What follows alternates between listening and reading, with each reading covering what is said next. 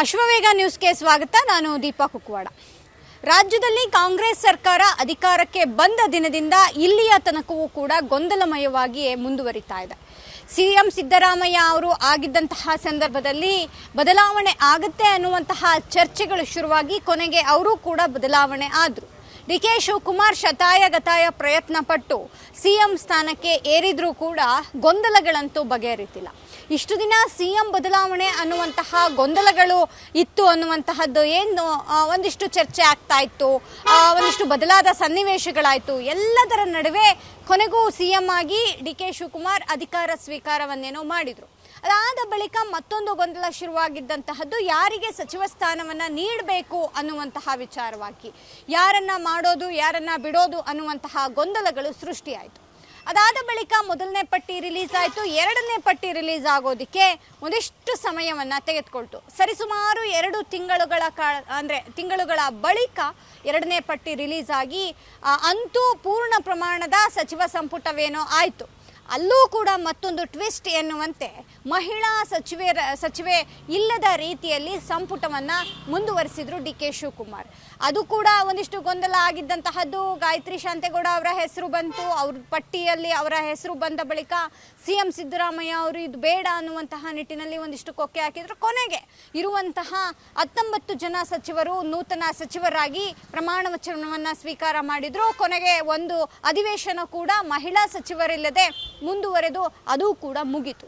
ಇದೆಲ್ಲದರ ನಡುವೆ ಇದೀಗ ಮತ್ತೊಂದು ಗೊಂದಲ, ಮತ್ತೊಂದು ಸಮಸ್ಯೆ ಎನ್ನುವಂತೆ ನಾಗೇಂದ್ರ ಅವರ ರಾಜೀನಾಮೆಯ ವಿಚಾರ ಪ್ರಸ್ತಾಪ ಆಗ್ತಿದೆ.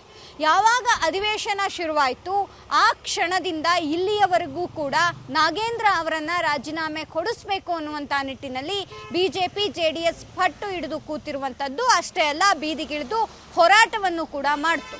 ಅಷ್ಟೇ ಅಲ್ಲದೆ ಇನ್ನೂ ಮುಂದುವರೆದ ಭಾಗವಾಗಿ ಇದೀಗ 10 ದಿನಗಳ ಕಾಲ ಪಾದಯಾತ್ರೆಯನ್ನು ಕೂಡ ಬಿಜೆಪಿ ಹಮ್ಮಿಕೊಂಡಿದೆ.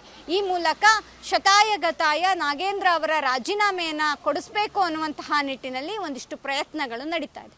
ಇದೆಲ್ಲದರ ಮಧ್ಯ ಇವತ್ತಿನ ಹೊಸ ಅಪ್ಡೇಟ್ ಅನ್ನುವಂತೆ ನಾಗೇಂದ್ರ ಅವರೇ ಖುದ್ದು ಅಂದರೆ ಪಕ್ಷಕ್ಕೆ ಮುಜುಗರ ಆಗಬಾರ್ದು ಅನ್ನುವಂತಹ ನಿಟ್ಟಿನಲ್ಲಿ ತಾವು ರಾಜೀನಾಮೆ ಕೊಡೋದಕ್ಕೆ ಸಿದ್ಧ ಅನ್ನುವಂತಹ ರೀತಿಯ ಅಭಿವ್ಯಕ್ತಿಯನ್ನು ಅಂದರೆ ಅವರ ಅಭಿಪ್ರಾಯವನ್ನು ಸಿಎಂ ಮುಂದೆ ವ್ಯಕ್ತಪಡಿಸಿದ್ದಾರೆ ಅನ್ನುವಂತಹ ಮಾಹಿತಿ ಬರ್ತಾ ಇದೆ. ಇಷ್ಟೆಲ್ಲ ಆದ ಬಳಿಕ ಇನ್ ಕೇಸ್ ಏನಾದರೂ ನಾಗೇಂದ್ರ ಅವರಿಗೆ ವಿಚಾರವಾಗಿ ರಾಜ್ಯಪಾಲರು ಪ್ರಾಸಿಕ್ಯೂಷನನ್ನು ಮೂವ್ ಮಾಡಿದ್ದೇ ಆಗಿದ್ದಲ್ಲಿ ನಾಗೇಂದ್ರ ಅವರ ರಾಜೀನಾಮೆ ಫಿಕ್ಸ್ ಅಂತ ಹೇಳಲಾಗ್ತಿದೆ. ಹಾಗಾದರೆ ನಾಗೇಂದ್ರ ಅವರ ರಾಜೀನಾಮೆಯ ಬಳಿಕ ಮುಂದೆ ಇನ್ಯಾರು ಆ ಸ್ಥಾನಕ್ಕೆ ಅನ್ನುವಂತಹದ್ದು ಈಗ ಶುರುವಾಗಿರುವಂತಹ ಮತ್ತೊಂದು ಗೊಂದಲ ಮತ್ತು ಸಮಸ್ಯೆ. ಯಾಕಂದರೆ ಇರುವಂತಹ ಒಂದು ಸ್ಥಾನಕ್ಕೆ ಹಿಂದೆ ಇದ್ದಂತಹ 20 ಸ್ಥಾನಗಳಿಗೆ 50-60 ಜನ ಆಕಾಂಕ್ಷಿ ಶಾಸಕರುಗಳಿದ್ರು. ಈಗ ಅದೆಲ್ಲದರ ನಡುವೆ ಇನ್ನೇನು ಎಲ್ಲ ಮುಗೀತಪ್ಪ ಅನ್ನುವಂತಹ ಸಂದರ್ಭದಲ್ಲಿ ನಾಗೇಂದ್ರ ಅವರೇ ರಾಜೀನಾಮೆ ಕೊಡೋದಕ್ಕೆ ರೆಡಿಯಾಗಿದ್ದಾರೆ ಅನ್ನುವಂತಹ ಹೊಸದೊಂದು ಚರ್ಚೆ ಇದೀಗ ಇನ್ಯಾರು ಆ ಸ್ಥಾನಕ್ಕೆ ಅನ್ನುವಂತಹ ಪ್ರಶ್ನೆಯನ್ನು ಹುಟ್ಟುಹಾಕ್ತಿದೆ. ಈ ಮೂಲಕವನ್ನು ಅಂದರೆ ಇನ್ ಕೇಸ್ ನಾಗೇಂದ್ರ ಅವರ ರಾಜೀನಾಮೆ ಆಗಿದ್ದೇ ನಿಜವಾದಲ್ಲಿ ಆ ಸ್ಥಾನಕ್ಕೆ ಯಾರು ಬರಬಹುದು ಅನ್ನುವಂತಹ ಲೆಕ್ಕಾಚಾರಗಳು ಜೋರಾಗ್ತಾ ಇದೆ. ಅಲ್ಲಿಯೂ ಕೂಡ 3-4 ಜನರ ಪಟ್ಟಿ ಇದೀಗ ಅಂದರೆ 3-4 ಜನ ಆಕಾಂಕ್ಷಿಗಳು ಮತ್ತೆ ಲಾಬಿ ಶುರು ಮಾಡಿದ್ದಾರೆ. ಅಥವಾ ಆ ಮೂಲಕ ತಮ್ಮ ಹಿಂಬಾಲಕರಿಗೆ ಅಥವಾ ಒಂದಿಷ್ಟು ಜನ ಶಾಸಕರುಗಳಿಗೆ ಅಧಿಕಾರವನ್ನು ಕೊಡಿಸ್ಬೇಕು ಅನ್ನುವಂಥ ನಿಟ್ಟಿನಲ್ಲೂ ಕೂಡ ಒಂದಿಷ್ಟು ಚರ್ಚೆ ನಡೀತಿದೆ. ಪ್ರಮುಖವಾಗಿ ಇರುವಂತಹ ಅಂದರೆ ಅದು ಎಸ್ ಟಿ ಕೋಟ ಆಗಿರೋದ್ರಿಂದ ಅಂದರೆ ನಾಗೇಂದ್ರ ಅವರ ಕೋಟ ಎಸ್ ಟಿ ಸಚಿವರಾಗಿದ್ದರಿಂದ ಅಲ್ಲಿ ಎಸ್ ಟಿ ಸಮುದಾಯದವ್ರನ್ನೇ ತರಬೇಕು ಅನ್ನುವಂತಹ ನಿಟ್ಟಿನಲ್ಲೂ ಕೂಡ ಚರ್ಚೆ ನಡೀತಿದೆ. ಇದರ ಜೊತೆಗೆ ಮತ್ತೊಂದು ವಿಚಾರ ಏನಂದರೆ ಈಗ ಮಹಿಳಾ ಸಚಿವರು ಇಲ್ಲದೇ ಇರುವಂಥ ಕಾರಣ ಎರಡಕ್ಕೂ ಸರಿ ಹೊಂದುವಂಥವ್ರನ್ನ ಯಾರನ್ನಾದರೂ ತರಬಹುದು ಅನ್ನುವಂಥದ್ದನ್ನು ನೋಡೋದಾದರೆ ಅನ್ನಪೂರ್ಣ ತುಕಾರಾಮ್ ಅವರ ಹೆಸರು ಮುನ್ನೆಲೆಗೆ ಬಂದಿದೆ. ಹಿಂದೆ ತುಕಾರಾಮ್ ಅವರು ಏನು MP ಸ್ಥಾನಕ್ಕೆ ನಿಂತು ಸ್ಪರ್ಧೆ ಮಾಡಿ ಗೆಲುವನ್ನು ಸಾಧಿಸುವಂತಹ ಸಂದರ್ಭದಲ್ಲಿ ಅವರು ಒಂದು ಮಾತನ್ನು ಪಕ್ಷಕ್ಕೆ ಹೇಳಿದ್ರು ಅನ್ನುವಂಥ ಚರ್ಚೆಯಲ್ಲಿದೆ. ಅಂದರೆ ಇನ್ ಕೇಸ್ ತಾನು ಆಗದೇ ಇದ್ದರೆ ತನ್ನ ಪತ್ನಿಗೆ ಸಚಿವ ಸ್ಥಾನವನ್ನು ನೀಡಬೇಕು ಅನ್ನುವಂತಹದ್ದೊಂದಿಷ್ಟು ಮಾತುಗಳನ್ನು ಹೇಳಿದ್ರು ಅನ್ನುವಂಥದ್ದು. ಅದು ನಿಜನೇ ಆಗಿದ್ದಲ್ಲಿ ಅವರಿಗೆ ಈ ಬಾರಿ ಸಚಿವ ಸ್ಥಾನ ಸಿಗುವಂತಹ ಸಾಧ್ಯತೆ ಇದೆ. 2 ವಿಚಾರ, ಒಂದು ಮಹಿಳಾ ಕೋಟ, ಮತ್ತೊಂದು ಎಸ್ ಟಿ ಕೋಟದಡಿ ಅವರಿಗೆ ಸಿಗಬಹುದು ಅನ್ನುವಂಥದ್ದು. ಅಲ್ಲಿಗೆ 2 ಸ್ಥಾನಗಳು ಅಂದರೆ ಈಗೇನು 2 ಆಲ್ರೆಡಿ ರಾಜೀನಾಮೆಯನ್ನು ನಾಗೇಂದ್ರ ಕೊಟ್ಟಿದ್ದೇ ನಿಜವಾದಲ್ಲಿ ಅಲ್ಲಿಗೆ 2 ಸ್ಥಾನಗಳು ಖಾಲಿ ಆದಂತಾಗುತ್ತೆ. ಹಾಗಾಗಿ 2 ಕೋಟ ಮುಗ್ದಂಗೆ ಆಗುತ್ತೆ. ಈಗ ಏನು ನಾಗೇಂದ್ರ ಅವರ ರಾಜೀನಾಮೆಯ ಕುರಿತಾಗಿ ಒಂದು ಸಚಿವ ಸ್ಥಾನ ಉಳ್ಕೊಳ್ಳೋದೇ ನಿಜವಾದಲ್ಲಿ ಅದನ್ನು ಯಾರಿಗೆ ಕೊಡಬಹುದು ಅನ್ನುವಂತಹ ಚರ್ಚೆ ಕೂಡ ಇದೆ. ಪ್ರಮುಖವಾಗಿ ಬ್ಯಾಡಗಿ ಶಾಸಕ ಶಿವಣ್ಣ ಅವರಿಗೆ ಏನಾದರೂ ಮಾಡಿ ಸಚಿವ ಸ್ಥಾನ ಕೊಡಿಸ್ಬೇಕು ಅನ್ನುವಂಥ ನಿಟ್ಟಿನಲ್ಲಿ ಸಿದ್ದರಾಮಯ್ಯ ಶತಪ್ರಯತ್ನಗಳನ್ನು ಮಾಡಿದ್ರೂ ಕೂಡ ಅದು ಆಗಿರಲಿಲ್ಲ. ಆ ನಿಟ್ಟಿನಲ್ಲೂ ಕೂಡ ಸದ್ಯಕ್ಕೆ ಸಿದ್ದರಾಮಯ್ಯ ಮುನಿಸ್ಕೊಂಡಿದ್ದಾರೆ ಅನ್ನುವಂತಹದ್ದು ಕೂಡ ಸದ್ಯ ಸುದ್ದಿಯಲ್ಲಿರುವಂತಹ ವಿಚಾರ. ಹಾಗಾಗಿ ಅದನ್ನು ನಿಭಾಯಿಸಬೇಕು ಅಂದರೆ ಅವರನ್ನ ಇಲ್ಲಿ ಕೂರಿಸಬೇಕು ಅನ್ನುವಂತಹ ಲೆಕ್ಕಾಚಾರವನ್ನ ಸಿಎಂ ಡಿ.ಕೆ. ಶಿವಕುಮಾರ್ ಹಾಕಿದ್ದಾರೆ ಅನ್ನುವಂತಹ ಮಾಹಿತಿ ಕೂಡ ಸದ್ಯಕ್ಕೆ ಇದೆ. ಅಲ್ಲಿಗೆ ಒಂದು ಹಂತಕ್ಕೆ ಎಸ್.ಟಿ. ಕೋಟಾ ಮುಗೀತು, ಮಹಿಳಾ ಕೋಟಾ ಮುಗೀತು, ಜೊತೆಗೆ ಕುರುಬ ಕೋಟಾದಿಂದಲೂ ಕೂಡ ಶಿವಣ್ಣ ಅವರನ್ನ ಆ ಸ್ಥಾನಕ್ಕೆ ತಂದು ಇರುವಂತಹ ಮುನಿಸನ್ನ ಅಂದರೆ ಸಿದ್ದರಾಮಯ್ಯ ಅವರ ಮುನಿಸು ಸಿಟ್ಟು ಏನಿದೆ ಅದೆಲ್ಲವನ್ನು ಕೂಡ ತಣಿಸುವಂತಹ ಒಂದಿಷ್ಟು ಪ್ರಯತ್ನಗಳನ್ನು ಮಾಡಬಹುದು ಅನ್ನುವಂಥದ್ದು ಕೂಡ ಇದ್ದೇ ಇದೆ.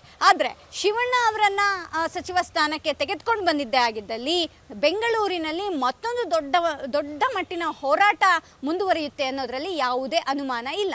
ಕಾರಣ ಇಷ್ಟೇ, ಕೃಷ್ಣಪ್ಪ ಅವರು ಹಿಂದೆಯೂ ಕೂಡ ಯಾವಾಗ ಸಚಿವ ಸ್ಥಾನ ತಪ್ಪಿತು ಆ ಕ್ಷಣದಿಂದಲೂ ಕೂಡ ಬಹಿರಂಗವಾಗಿ ಹೈಕಮಾಂಡ್ ನಾಯಕರು, ರಾಜ್ಯ ನಾಯಕರ ವಿರುದ್ಧ ಓಪನ್ ಆಗಿ ಅವರು ಒಂದಿಷ್ಟು ಆಕ್ರೋಶವನ್ನು ವ್ಯಕ್ತಪಡಿಸ್ತಿದ್ದಾರೆ. ಹಿಂದೆಯೂ ನನಗೆ ಮೋಸ ಆಗಿತ್ತು, ಈಗಲೂ ಅದೇ ಆಗಿದೆ, ಆದರೆ ಈ ಬಾರಿ ಸುಮ್ಮನಿರೋಲ್ಲ ಅನ್ನುವಂತಹ ಮಾತುಗಳನ್ನು ಹೇಳ್ತಿದ್ದಾರೆ. ಹಾಗಾಗಿ ಶಿವಣ್ಣ ಅವರನ್ನೇನಾದರೂ ಸಚಿವ ಸ್ಥಾನಕ್ಕೆ ತಂದಿದ್ದೇ ನಿಜವಾದಲ್ಲಿ ಮತ್ತೊಂದು ಹೋರಾಟ, ಮತ್ತೊಂದು ಆಂತರಿಕವಾದಂತಹ ಕಾಂಗ್ರೆಸ್ನಲ್ಲಿ ಸಮಸ್ಯೆ ಉಲ್ಬಣಗೊಳ್ಳೋದ್ರಲ್ಲಿ ಯಾವುದೇ ಅನುಮಾನ ಇಲ್ಲ. ಹಾಗಾಗಿ ಆ ನಿಟ್ಟಿನಲ್ಲೂ ಕೂಡ ಹೈಕಮಾಂಡ್ ನಾಯಕರು ಮತ್ತು ಡಿ.ಕೆ. ಶಿವಕುಮಾರ್ ಒಂದಿಷ್ಟು ಯೋಚನೆಗಳನ್ನು ಮಾಡ್ತಿದ್ದಾರೆ ಅನ್ನುವಂತಹದ್ದು.